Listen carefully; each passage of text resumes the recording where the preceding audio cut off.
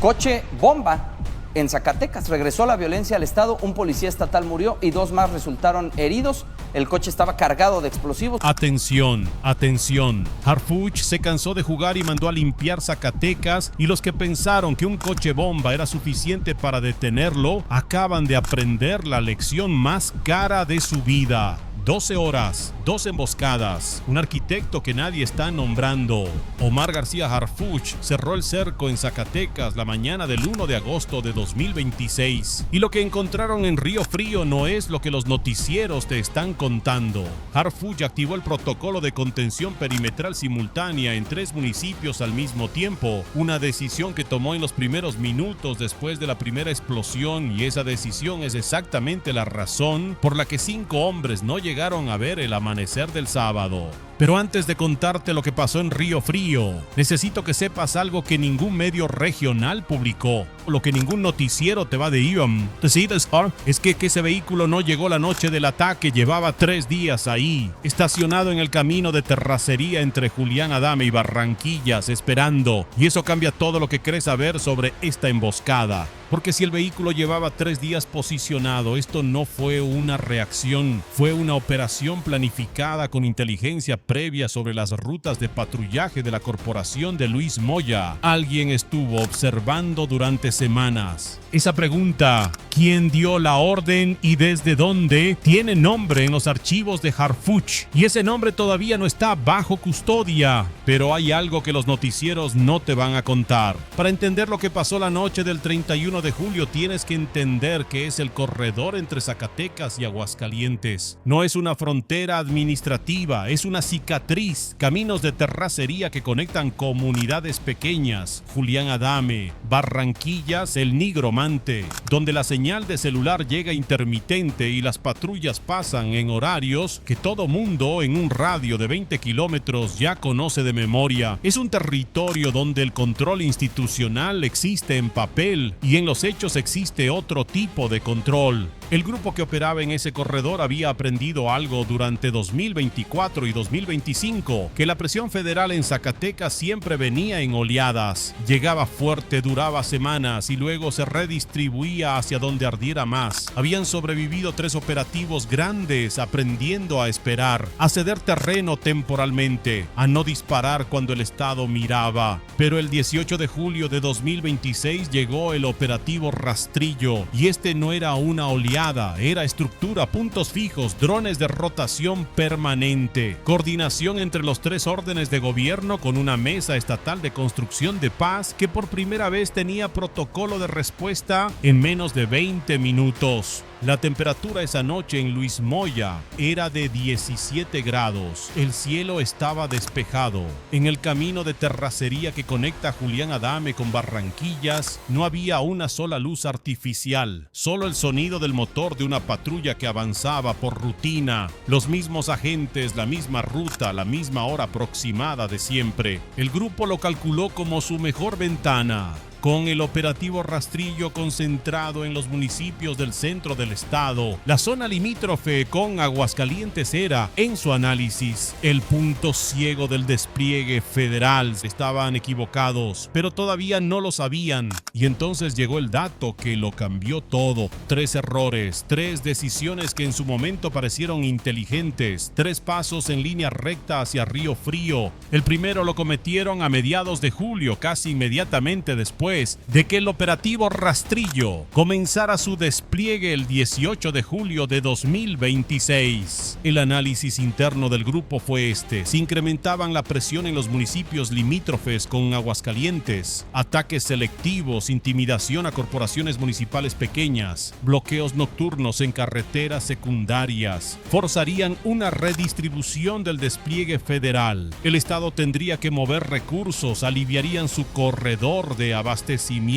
Lo habían hecho antes. En 2024 había funcionado. Lo que el grupo no sabía era que esa decisión acababa de encender una señal en los monitores del operativo Rastrillo. Cada movimiento que hicieron para generar presión, cada vehículo reposicionado, cada comunicación interceptada en la frecuencia 462,550 MHz que usaban para coordinar sus células en la zona, alimentó una base de de datos de inteligencia que los drones de vigilancia nocturna de la Guardia Nacional llevaban semanas construyendo. No estaban abriendo un punto ciego, estaban dibujando su propio mapa. Ese fue el primero. El segundo error lo cometieron 5 días antes del ataque. Entre el 26 y el 27 de julio, el grupo tomó una decisión logística que pareció impecable. Utilizar un vehículo conocido en la zona para transportar y posicionar el artefacto explosivo en el camino de terracería. No un vehículo foráneo que levantara sospechas en los habitantes locales. Uno familiar, uno que perteneciera al paisaje.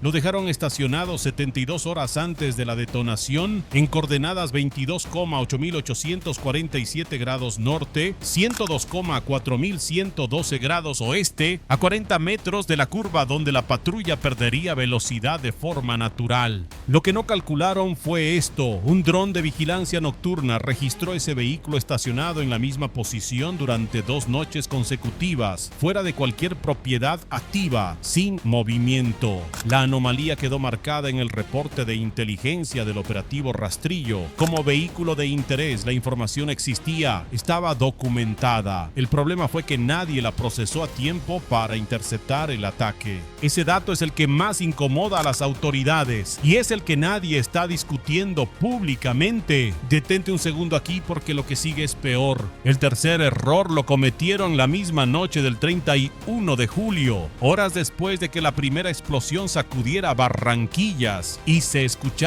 en municipios vecinos.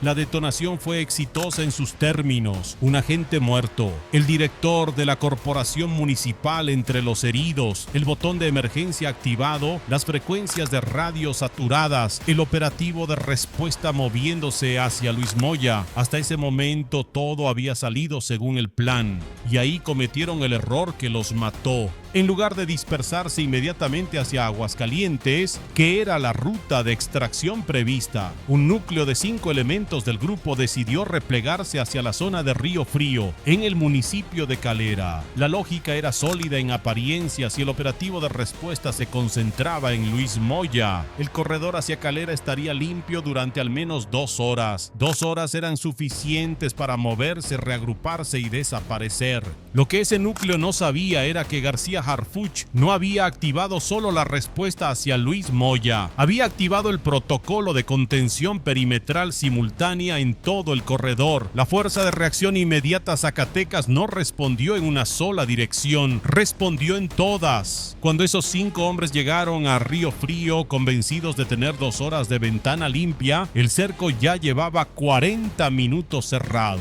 Ese tercer error fue lo último que calcularon mal, porque esa madrugada la FRIS ya tenía todo lo que necesitaba. A las 22:14 horas del 31 de julio, el Centro de Comando Estatal recibió la señal. No fue una llamada de voz completa, fue una transmisión fragmentada en la frecuencia de radio policíaca, activada por el botón de emergencia de la patrulla en los segundos inmediatamente posteriores a la explosión, solicitando apoyo en el municipio de Luis Moya, detonación de explosivos, al parecer elementos heridos. No era una voz entera, era una voz que se quebraba entre el humo y el metal. En ese momento 2 cosas ocurrieron en paralelo y ninguna de las 2 apareció en ningún comunicado oficial. La primera, el protocolo médico de traslado se activó de inmediato. 2 ambulancias hacia Luis Moya. Un agente en código rojo, situación que pone en riesgo la vida. Otro en código amarillo,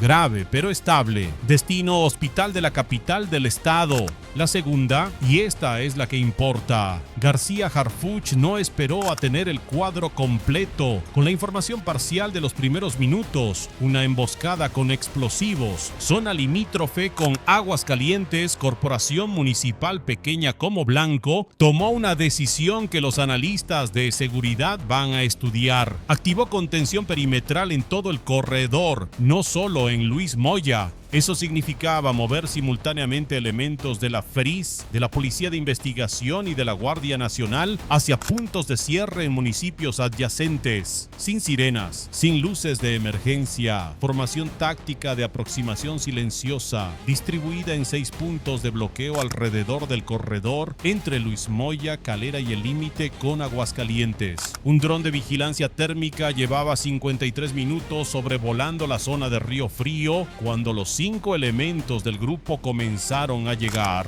Las imágenes que captó el sistema de visión térmica, cuerpos en movimiento, temperatura corporal diferenciada del entorno en aquella madrugada de 17 grados, se transmitían en tiempo real al centro de comando. Los elementos de la FRIS los vieron llegar. Los 5 hombres bajaron de los vehículos convencidos de que estaban en territorio limpio. No había patrullas visibles, no había luces. El camino de terracería en Río Frío a las 2 de la mañana era exactamente lo que debía verse: silencio y oscuridad. Eso es lo que buscan cuando huyen. Eso es lo que los hace sentir seguros. Afuera todo parecía normal. Adentro ya era demasiado tarde. Lo que esos 5 hombres no podían saber es que la formación táctica ya los rodeaba en un radio de 300 metros, que los comunicados entre células se transmitían en encriptación de nivel 3, indetectable en las frecuencias que el grupo monitoreaba, que cada uno de sus movimientos en los últimos 53 minutos había sido documentado, cuadro por cuadro, por un sistema que los veía en la oscuridad mientras ellos creían que la oscuridad los protegía. El cerco no se iba a cerrar, ya estaba cerrado. Los elementos de la FRIS y de la Policía de Investigación tenían instrucciones precisas: identificación, voz de alto y si había resistencia, y la iba a vez puesta proporcional con autorización de fuego. En los archivos del operativo, el momento exacto del inicio de la acción está registrado con una precisión que los comunicados públicos nunca van a revelar. Afuera todo parecía normal, adentro ya era demasiado tarde. A las 2:47 horas del 1 de agosto de 2026, en la zona de Río Frío, municipio de Calera, Zacatecas, comenzó el enfrentamiento. Los primeros 4 minutos fueron de posicionamiento y resistencia inicial. Los 5 elementos del grupo no se rindieron. Eso hay que decirlo con claridad porque los comunicados oficiales tienden a aplanar este momento en una sola oración. No fue una rendición, fue un enfrentamiento real con fuego desde ambos lados en un espacio abierto donde la ventaja táctica la tenía quien controlara el perímetro, y el perímetro lo controlaba la FRIS desde antes de que comenzara el primer disparo. Los elementos respondieron el fuego desde los vehículos usando las carrocerías como cobertura. Conocían el terreno, habían elegido Río Frío precisamente porque conocían sus salidas. Lo que no calcularon es que todas esas salidas ya estaban bloqueadas. Los siguientes 8 minutos fueron de contención y colapso progresivo. La formación táctica de la FRIS avanzó en compresión de perímetro, reduciendo el radio del cerco desde los 300 metros iniciales hasta menos de 80. En ese movimiento, 2 de los 5 elementos intentaron romper hacia el norte, hacia un camino de tierra que en su análisis debía estar limpio. No lo estaba. Elementos de la Policía de Investigación los interceptaron en el punto de bloqueo norte antes de que llegaran a los 50 metros. Regresaron al núcleo. Ya no había salida. A los últimos 3 minutos fueron el colapso final. Aquí es donde el comunicado oficial dice simplemente que, al repeler la agresión, fueron abatidos 5 civiles armados. Esa frase tiene 15 palabras. Lo que esas 15 palabras no cuentan es esto: el último en caer intentó negociar. Eso no está en ningún reporte público. Levantó una mano mientras seguía sosteniendo el arma con la otra. Un gesto ambiguo que los elementos de la FRIS interpretaron como lo que era. No una rendición, sino un intento de ganar segundos. El fuego continuó. A las 02:58 horas, 11 minutos después del primer disparo, el último de los 5 hombres había caído en el área de Río Frío. El silencio que siguió duró exactamente lo que tarda un mando en confirmar que no hay más amenaza activa en el perímetro. Y entonces llegó la voz por radio: alto al fuego, amenaza neutralizada, 0 bajas federales. Esa frase, 0 bajas federales, es la que define la diferencia entre un operativo exitoso y una tragedia. En Luis Moya, 12 horas antes, la frase había sido diferente. Un agente muerto, 2 heridos, el director de la corporación municipal entre ellos. En Río Frío, el cerco había funcionado exactamente como Harfuch lo diseñó. Pero antes de que los elementos de la FRIS comenzaran a procesar la escena, antes de que llegaran los vehículos de la fiscalía, antes de que se levantaran los cuerpos, antes de que se contaran las armas, uno de los mandos hizo una observación que quedaría registrada en el parte operativo interno, pero que no aparecería en ningún comunicado público.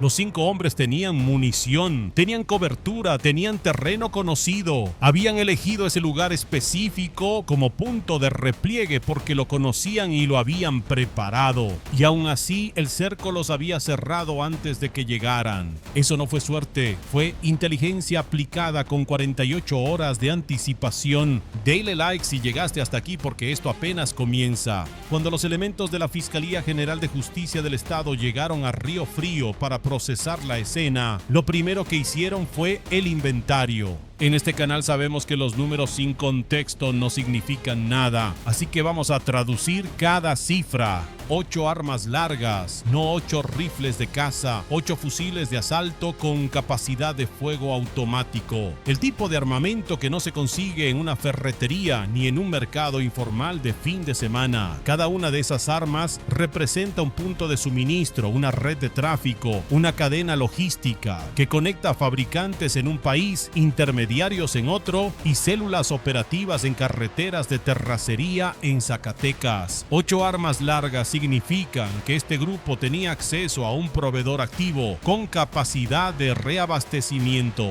Eso no desapareció con los 5 hombres de Río Frío.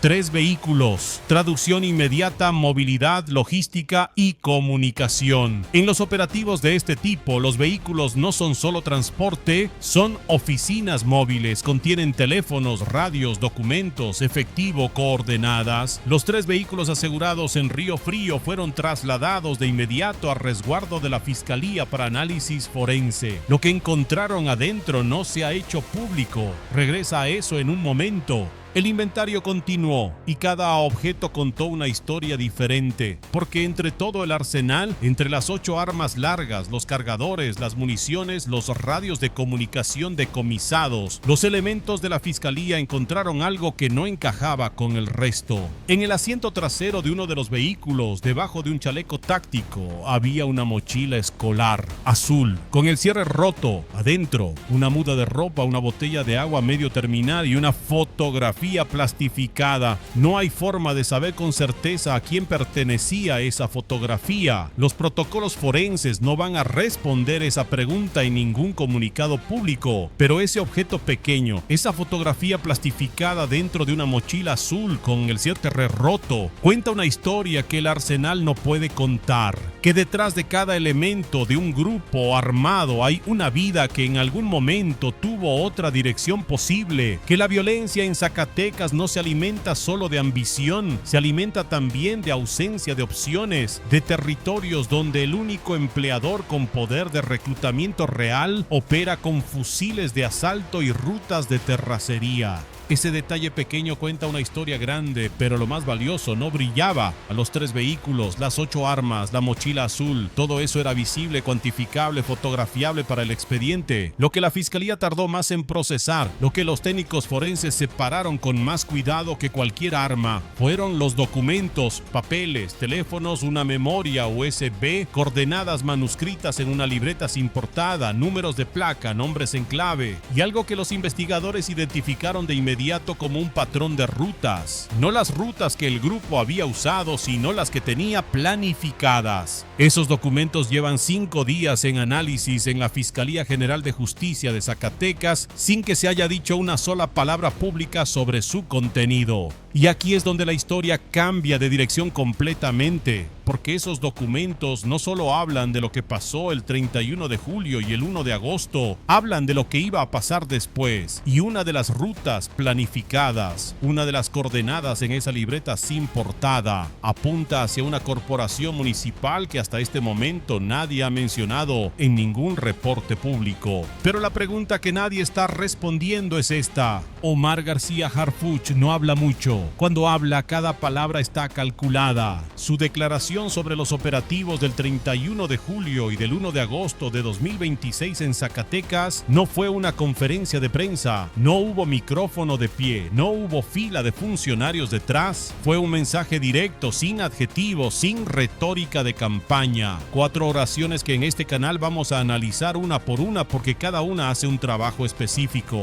Primera oración: las fuerzas de seguridad respondieron con contundencia y coordinación ante una agresión deliberada contra instituciones del Estado.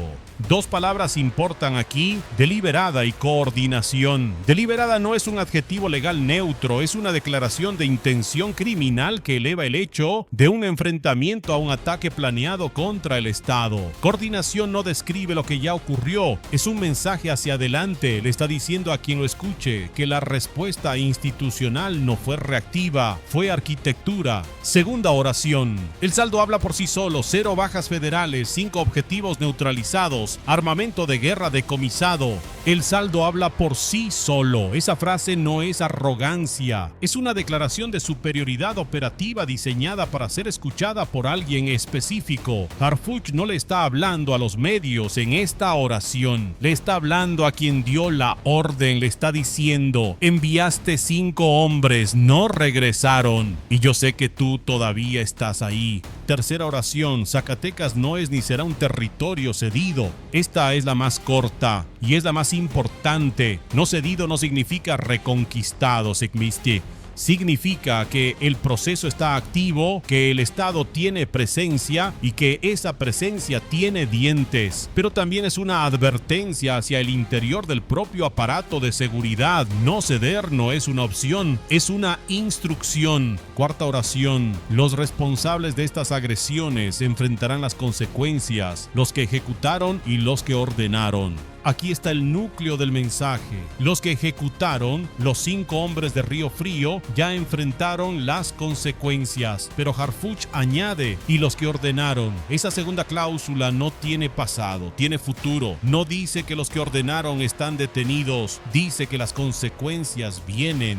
El ingeniero escuchó esa frase y sabe exactamente a quién le habla. Lo que encontraron después no estaba en ningún reporte previo. Lo que ocurrió en Zacatecas el 31 de julio y el 1 de agosto de 2026 no fue un episodio aislado de violencia. Fue la confirmación de un patrón que los analistas de seguridad llevan 18 meses documentando y que las instituciones llevan 18 meses evitando nombrar con precisión. El patrón es la doble emboscada secuencial. Un primer ataque diseñado no para ganar terreno, sino para saturar la respuesta institucional. Un segundo ataque, o en este caso un repliegue estratégico, que aprovecha el punto ciego que genera esa saturación. No es una táctica nueva en el mundo, es estándar en conflictos de baja intensidad con actores no estatales entrenados. Lo que es nuevo en Zacatecas es la sofisticación logística con la que se ejecutó, el vehículo posicionado con 72 horas de anticipación, la selección de una corporación municipal pequeña como blanco inicial para maximizar el impacto con el mínimo riesgo, la ruta de repliegue calculada hacia un corredor que en condiciones normales habría estado limpio. En 2024, un operativo en el municipio de Jerez documentó por primera vez el uso de artefactos explosivos improvisados contra corporaciones estatales en Zacatecas. Ese operativo dejó 2 agentes heridos y un vehículo destruido. Lo que nadie conectó públicamente en ese momento fue que el ataque en Jerez ocurrió 48 horas después de un incremento aumento en el despliegue federal en la zona norte del estado. La misma lógica, el mismo patrón, 2 años antes en el mismo estado.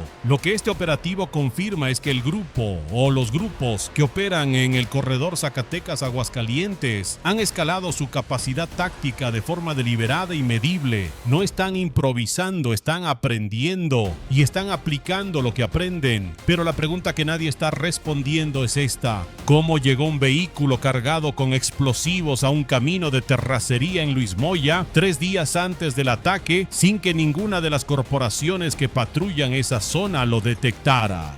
El reporte de inteligencia del operativo Rastrillo tenía marcado ese vehículo como anomalía desde el 29 de julio. Esa información existía en el sistema, no llegó a tiempo a quien tenía que procesarla. Eso no es un fallo de inteligencia, es un fallo de flujo de información entre niveles de gobierno. Y ese fallo, no el enfrentamiento en sí, no los 5 abatidos en Río Frío, es el problema estructural que nadie en la Mesa Estatal de Construcción de Paz está discutiendo en público. Un policía murió en Barranquillas. El director de su corporación está recuperándose en un hospital. La pregunta incómoda es si esa tragedia era evitable. Eso explica el error. Lo que sigue explica la magnitud. Después de Río Frío, Harfuch tiene más de lo que tenía antes del 31 de julio. Tiene 8 armas largas con números de serie que los técnicos de la Fiscalía ya están cruzando contra bases de datos de tráfico de armas en coordinación con autoridades federales. Tiene 3 vehículos en resguardo forense. Tiene los teléfonos, la memoria USB, la libreta sin portada con coordenadas manuscritas. Tiene el patrón de movimiento de los 5 elementos abatidos, sus rutas de los últimos días, sus puntos de contacto, sus cadenas de comunicación interceptadas en la frecuencia 462,550 MHz.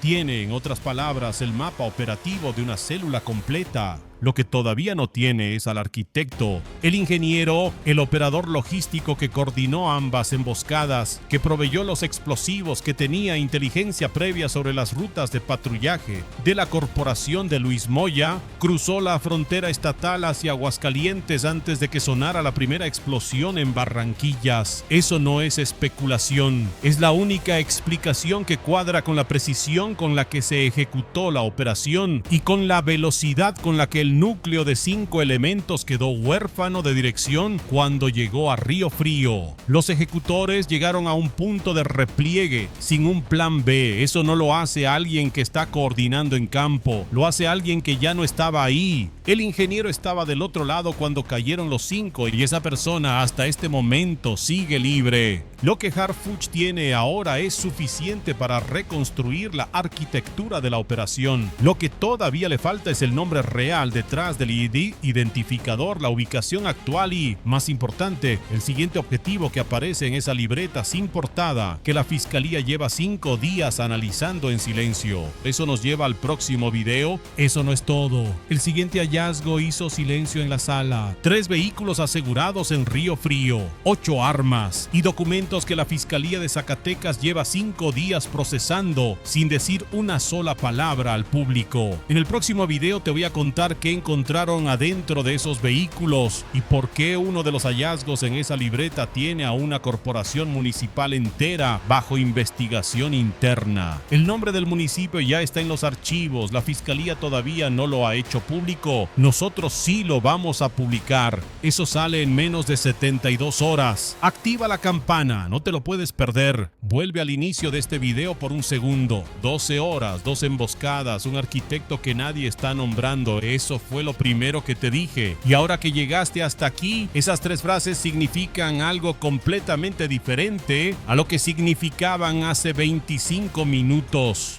Las 12 horas ya no son solo un dato de crónica periodística, son la ventana entre el primer error del grupo, el vehículo posicionado 3 días antes en Barranquillas, y el momento en que el cerco se cerró en Río Frío sin que ninguno de los 5 hombres pudiera hacer nada para salir. 12 horas que el grupo creyó que eran su margen de operación y que en realidad fueron el tiempo que necesitó la FRIS para ejecutar un protocolo que Harfuch había activado en los primeros primeros minutos después de la primera explosión. Las dos emboscadas ya no son dos incidentes separados que ocurrieron en el mismo estado, en el mismo fin de semana. Son los dos actos de una operación coordinada con un diseñador que nunca apareció en el campo de batalla y que por esa razón exacta todavía no está bajo custodia. Y el arquitecto que nadie está nombrando tiene ahora un nombre en este canal: el ingeniero, una persona con base del otro lado de la frontera estatal, con acceso a explosivos militares, con inteligencia previa sobre las rutas de patrullaje de una corporación municipal pequeña en los límites de Zacatecas con Aguascalientes, una persona que envió a 5 hombres a Río Frío y que ya estaba en otro estado cuando cayeron. Eso es lo que los noticieros te contaron este fin de semana. Un policía muerto, 2 heridos, 5 abatidos, 8 armas, 3 vehículos, números limpios, sin arquitectura, sin causa, sin el nombre que falta. Este canal existe para lo que los números no dicen.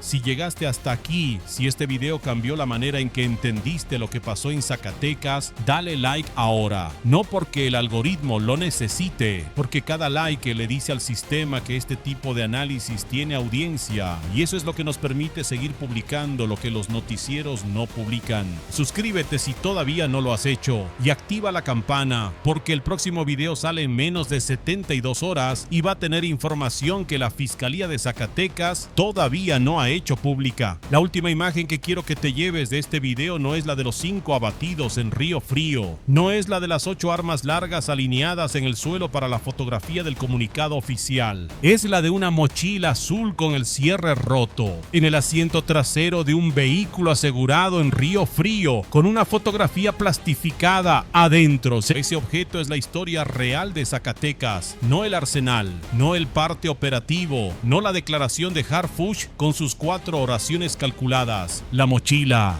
Porque mientras el ingeniero sigue libre del otro lado de la frontera estatal, mientras los documentos en la fiscalía siguen sin nombre público, mientras la libreta sin portada con coordenadas manuscritas sigue siendo analizada en silencio, hay familias en Luis Moya y en Calera que esta semana pusieron una silla vacía en la mesa. Algunas de esas sillas las pusieron familias de policías y algunas las pusieron familias de los otros. Eso no justifica nada, pero lo explica todo. Aquí es donde la historia todavía no termina. Y aquí es donde la historia cambia de dirección completamente.